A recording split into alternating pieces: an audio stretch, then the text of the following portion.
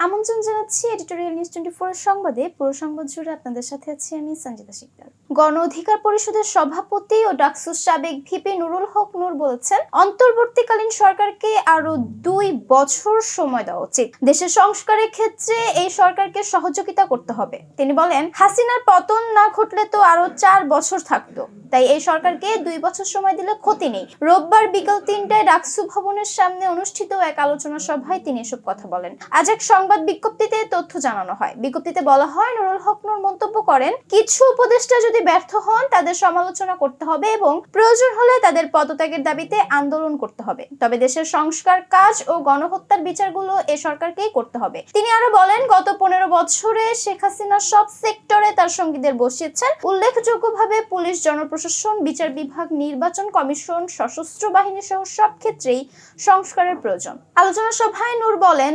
2019 সালের 22 ডিসেম্বর ডাকসু ভবনে ছাত্রলীগ ও মুক্তিযুদ্ধ মঞ্চের নেতৃত্বে নৃশংস হামলার শিকার হন তিনি ও তার ছাত্র অধিকার পরিষদের নেতাকর্মীরা। হামলার সঙ্গে জড়িতদের বিচার এবং বিশ্ববিদ্যালয় থেকে বহিষ্কারের দাবিতে এই আলোচনা সভার আয়োজন করা হয়। নূর বলেন, 2019 সালের 22 ডিসেম্বর ছাত্রলীগের সন্ত্রাসী সাদ্দাম সঞ্জিতের নেতৃত্বে হামলা হয়েছিল। সেদিন ঢাকা বিশ্ববিদ্যালয়ের প্রক্টর তাকে সহযোগিতা করেনি, বরং ছাত্রলীগকে সহযোগিতা করেছেন। তিনি প্রক্টর গোলাম রব্বানীকে শিক্ষক নামের কলঙ্ক বলে অভিহিত করেন এবং বলেন, ছাত্রলীগের সব অপকর্মের দায় গোলাম রব্বানী ও সাবেক ভিসি আক্তারুজ্জামানকেই নিতে হবে। তিনি আরো বলেন, এই বিশ্ববিদ্যালয়ের গণরুমে শিক্ষার্থীরা মানবেতর জীবনযাপন করে।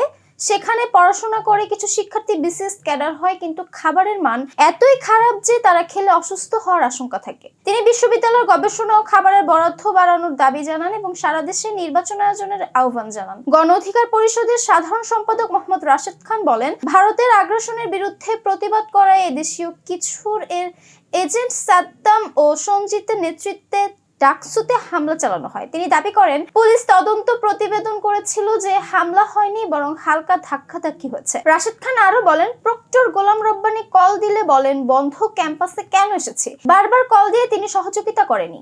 সাবেক উপাচার্য আক্তারুজ্জামান এই হামলার ইন্ধন দিয়েছেন।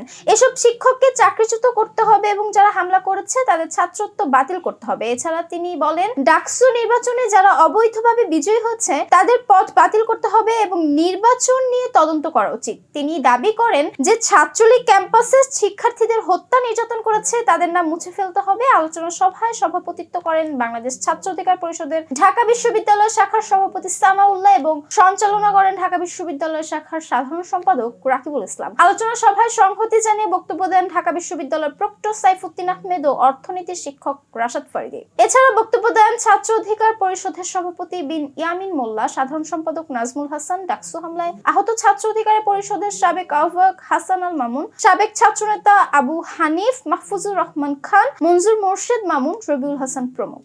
দর্শক, এই ছিল এখনকার মতো। পরবর্তী সংবাদ দেখতে আমাদের এডিটোরিয়াল নিউজ 24 এর সাথেই থাকুন। ধন্যবাদ সবাইকে।